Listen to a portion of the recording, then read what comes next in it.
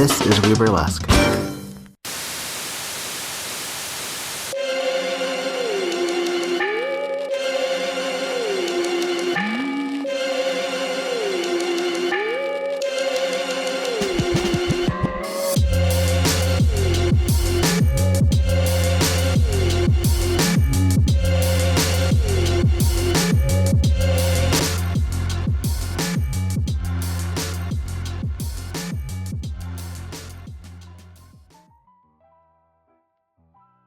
Hi, I'm Lita Spikes. I'm currently in Dallas, Texas. I'm born and raised in Caguas, Puerto Rico. When I was very young, I lived in the mountains of San Lorenzo, which is kind of remote for a small island. Puerto Rico is very heavily Catholic. We had the Spanish come over and do their thing, and instill in us the Catholic faith. So primarily there is the Father, the Son, and the Holy Spirit, but some people in other denominations would call it the Holy Ghost. So as a young child, I'm like, ghost, yep, I knew it. Catholics are saying there are ghosts too. But in the Caribbean, there's also I don't know if I think it's practice technically, not necessarily a religion, because it stems from Catholicism, if I recall correctly. I could also do a quick Google search here. But it's called Santeria, where there's more of a reverence to saints, and there's a lot of altar work, focusing on specific saints, and a lot of dance that goes along with it, like bomba sometimes is taken into that as well, because it's just mixing your culture with your religion at that point. And so there's, I heard a lot of accounts from people in our neighborhood growing up who did Santeria, of having a link, they saw something, a spiritual presence. And I mean, you can take that in so many different ways. Maybe it was an ancestor, maybe it was divine guidance. Maybe the wind blew their hair a little weird, but there is that whole cultural belief of okay, your ancestors are always present some way, somehow. We, our native indigenous peoples are the Tainos. They revered nature a lot. It was well-structured society, and then you add in a dash of Catholic, and you get all this superstition mixed in with mythological scripture, basically. So yeah, with the notion of hell exists, well, ghosts can exist too. And if I told my mom and my grandma, they'd be like, yeah, you definitely saw something. There is something there. So there is a belief stemming from all of this mash up of culture and religion, and yeah. And I used to live on the top of this hill. There was a creek at the bottom of the hill, and my grandfather built that house. He passed away, unfortunately, from a heart attack before I turned 2, and apparently I was very close to him. I have no memory of him, but as soon as I started talking more with my mom, she said that I would have some weird things to say to her. For example, one day, her and my grandmother were cleaning, just doing things in the master bedroom, and all of a sudden I come running. Mom, Grandma's here playing with me. You should come see what we did with my dolls. And they were both very alarmed, incredibly alarmed, because he had been dead for a bit now. So they came over, and I had just my dolls and just strewn about the room. No Grandpa. And so that struck them, and so my mom would ask me, like, hey, do you see your Grandpa often? And I told them that I did. Other times, I would tell her that I could hear Grandpa's whistle, because he would apparently whistle every time he was coming down the road to come visit us, because we walked everywhere. None of us had a vehicle. Well, none of them had a vehicle. And so I would tell her that I would hear his whistle. And then one night, I was like, hey, Mom, I hear Grandpa's whistle. It was super late. I, again, don't have memory of this. But she said I woke her up saying that Grandpa was whistling outside and that I heard him knocking at the door. There was nobody at our door that night. It absolutely terrifying. Even I was a little bit worried at that point because there was proof that he was not there. And I was just seeing something she wasn't, hearing something she wasn't. As I, grew a little older, I started to learn how to cook for myself because, my mom would sometimes work late. And so one day I was cooking oatmeal, and the screen door that looks over the creek was right behind the kitchen. So my back is turned towards that windowed area, that door, that creek, and I knew she was sleeping.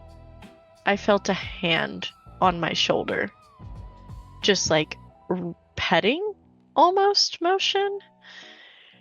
And I turned it sent a chill down my spine. I'm like, okay, this I will remember for a long time. Because it was very real feeling. So I turn, nobody there. I go check, she's still in bed. I can't remember if I even ate that oatmeal that day. So I have all of these early childhood experiences in that house that they say children are very in tune with the other side and whatnot. So I'm like, okay, maybe it was just I was a kid. It never stops. There's times I just see shadows, especially around earthquake times was a big thing where I would see a shadow with a human form, and then as soon as it would stop, it would leave. It started in that house. It just kept going no matter where I went. Eventually I moved to Michigan. We didn't get earthquakes anymore and I stopped seeing them. But I was already an adult when that happened. So I truly have no explanation for that one. Oh my gosh. There was one time at the strip club. I worked daytime at strip clubs. And I was on stage. It was early on in the day. So we had just opened. we don't have a lot of staff at that club. Um, we have the bartender and the DJ slash manager, and I could see both of them. The other two dancers that were there were sitting at the bar. And I know this because I can see the front door. I went from the bar to the stage, and I could see everything at all times. I heard the door to the dressing room slam. And I went and looked because, again, not a lot of people. Nobody there. Nobody had come out. There's really no draft in that club. It's a pretty well ventilated, like, it's just not something that happens. And I know our bouncer at night had an experience looking through the cameras there as well, which haunted script club, what else is new? Yeah, ghosts are truly an ever-present thing.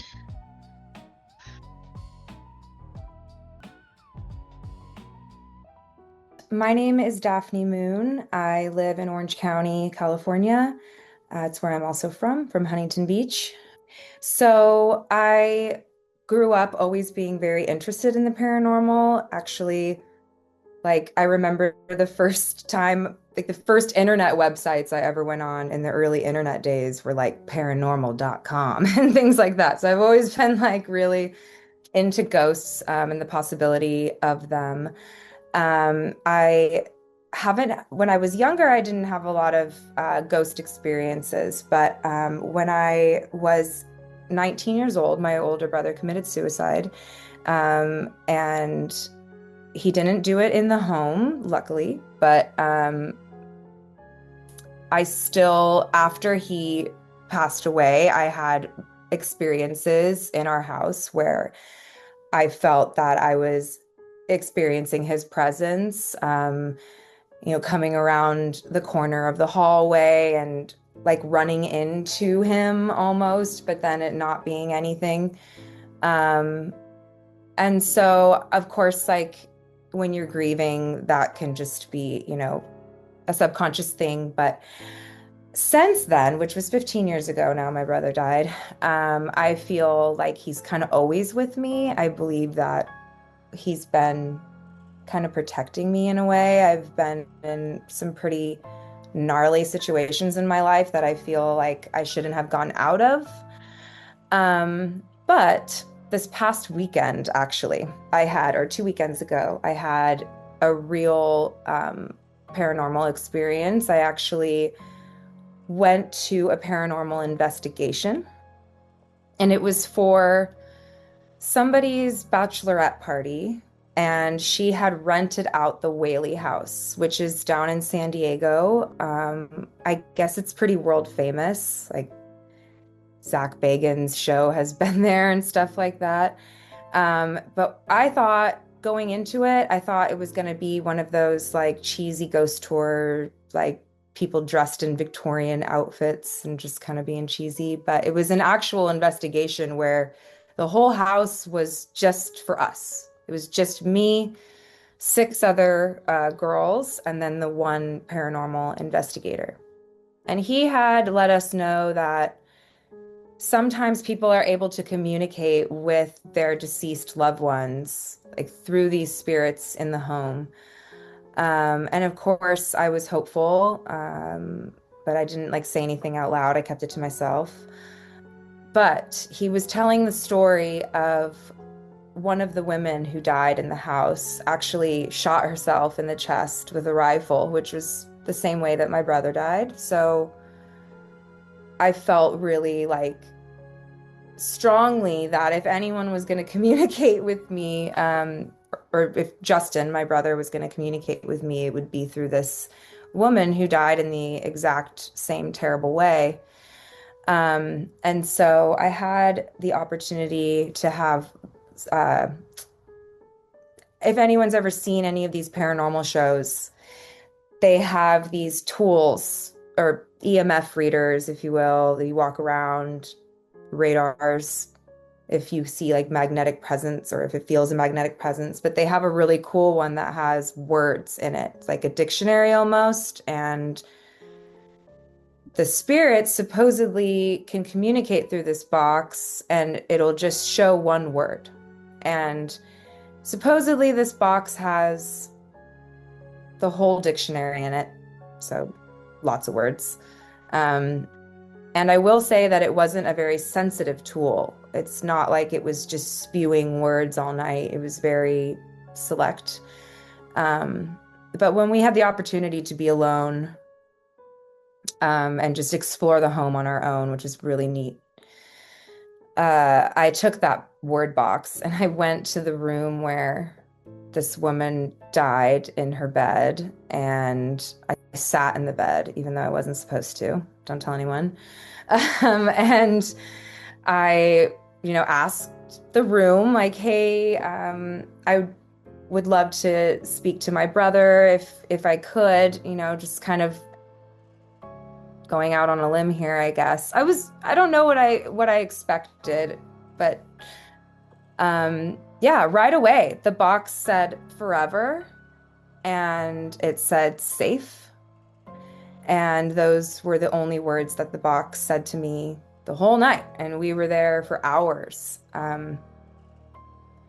So I think like going back to what I was saying before about feeling like I have this presence with me all the time, feeling like a protection almost, and then having that come through in the box, it just like could not have been a coincidence, at least in my head. It couldn't have been a coincidence.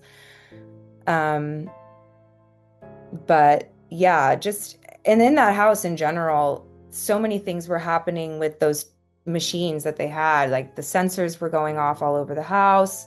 One of the girls there had a conversation with the owner of the home, obviously deceased, but it was really crazy. Like we would ask the spirits to communicate through the flashlights, and the flashlights were just turning on and off, like on their own.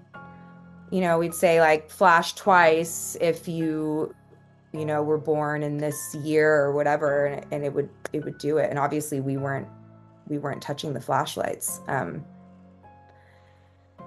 So yeah, it kind I mean, I couldn't really it was weird because I went in like I was scared, and then when the paranormal activity was actually happening, like my fear went away because you could feel that they weren't um, mean, if that makes any sense. But it was interesting too because the tour guide had said that many people have left the home feeling the other way, that the spirits were mean and that they had scratches on them and things like that. But we noticed that all those people that had those stories were men. So we kind of believe that the spirits in this home preferred women in the home, um, because they were very friendly and like open to communicating with us. So that was really cool. Um, but yeah, that's kind of my biggest paranormal story. I would also say that one time I was like a little girl and I thought I saw a ghost in my bathroom. I was probably like 9 or 10, but I've kind of always chalked that up to being a kid. Like as I've grown up, I've just been like, oh, that must have just been me with my imagination. Um, but now that I'm older, I feel like maybe I did. I think you have to have an openness to it for it to happen. Definitely. I've also chalked up experiences to like, oh, that must be my grief, like wanting to believe that I saw my brother in the hallway that day, for example, and just wondering like if it's something that like I wish was happening, and so my grief is like making it happen. But now, I mean, again, it's been over 15 years since my brother died, and I feel a lot less emotional about it than I did back then, and I feel more sure now than ever that he's still around in some capacity. Yeah. It's actually funny because he wasn't very protective of me in life. He was 6 years older than me, and I definitely, I mean, I idolized him like crazy. He was the coolest person in the world that ever existed. That's what I always thought, anyways. But he definitely didn't like have the big brother protector vibe. Um, Quite the opposite, actually. Like I felt like he didn't really give a shit. That sounds shitty, but like, when I started to get older and I wanted to like start doing drugs and like get into bad shit, like instead of him being like, don't do that, he was like, I'll get you the drugs.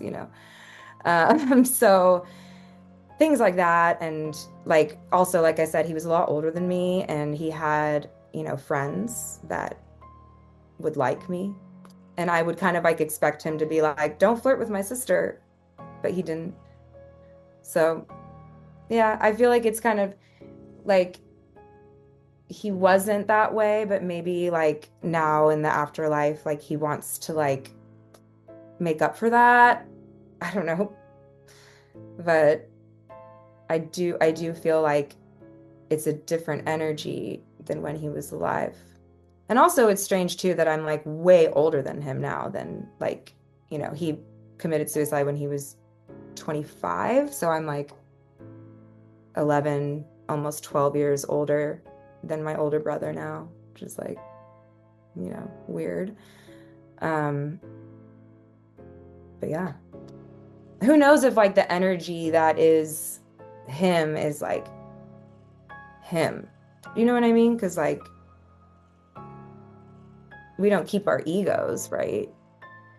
I am a spiritual person. I'm not religious. I grew up Catholic. Um, my dad is like extreme Catholic guy. It's like his obsession. Um, but because of that, I feel like I could never be fully atheist. Like I definitely just believe in something out there. But I'm definitely more of like a nature-based spiritual person. Like I feel the most spiritual when I'm connecting with nature, and I've always been really drawn to like, more pagan style religions. Um, but yeah, I do definitely believe in something.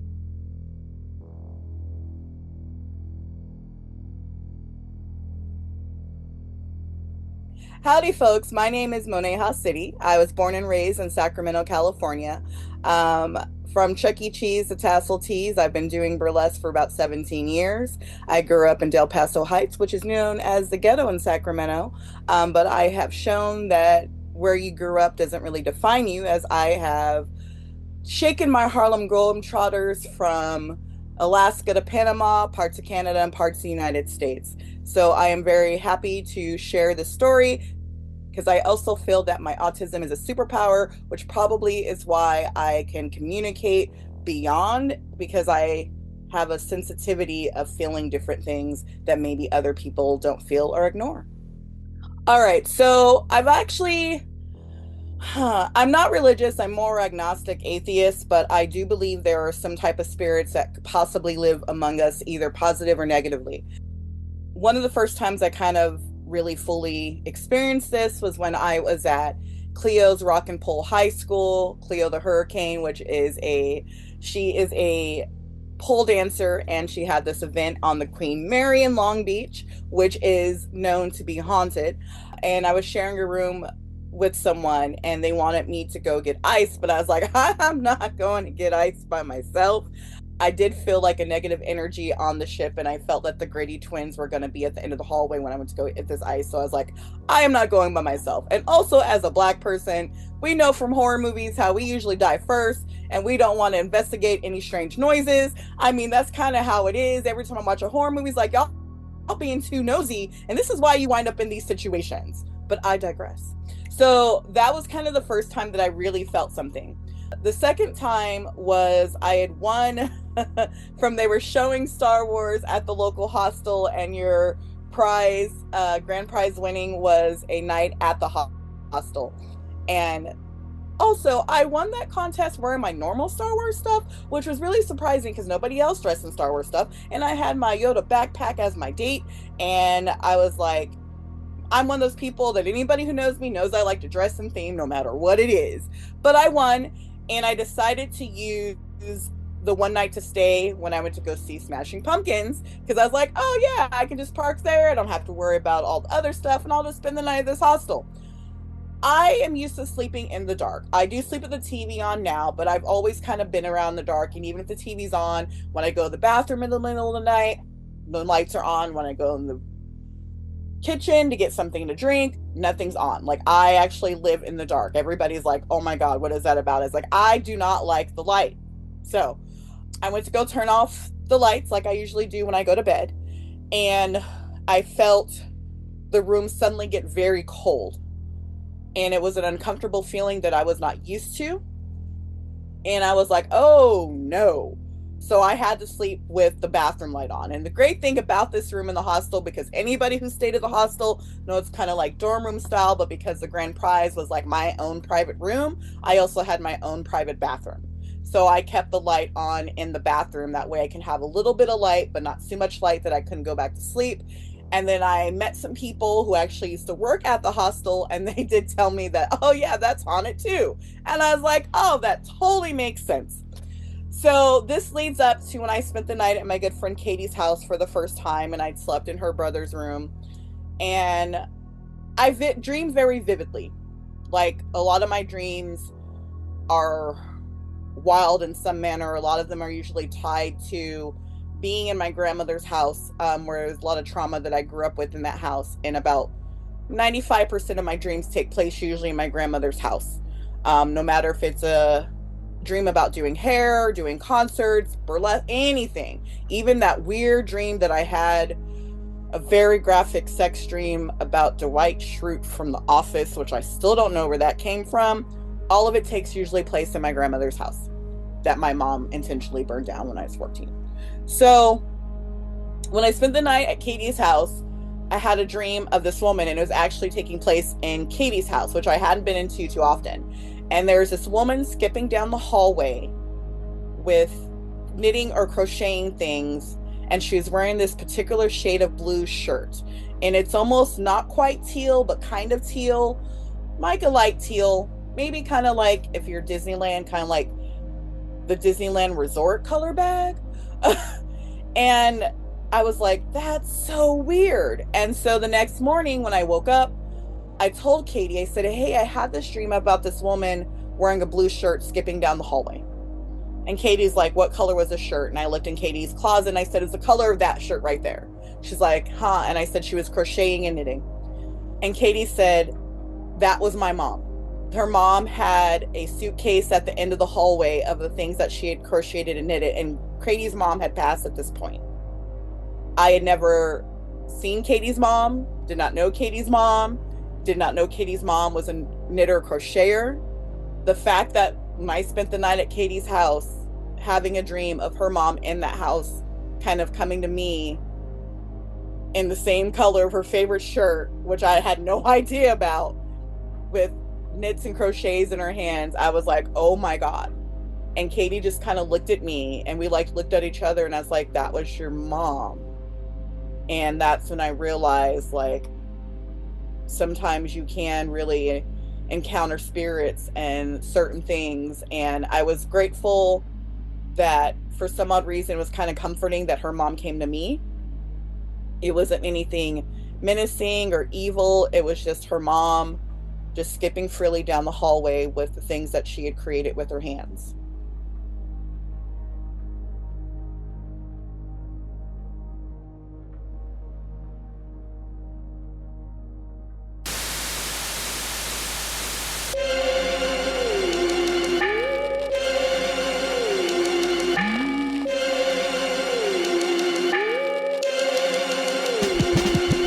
All tales are those of the original storytellers. All unique recordings under the heading of We-Boo-Lesque or We-Burlesque are property of White Elephant Burlesque, We-Burlesque Podcast, and Victor Devon. All original music is acquired by Pixabay.com with the understanding they are fair use. For more information, please visit WeBurlesquePodcast.com, rate, follow, and subscribe accordingly. Happy Halloween.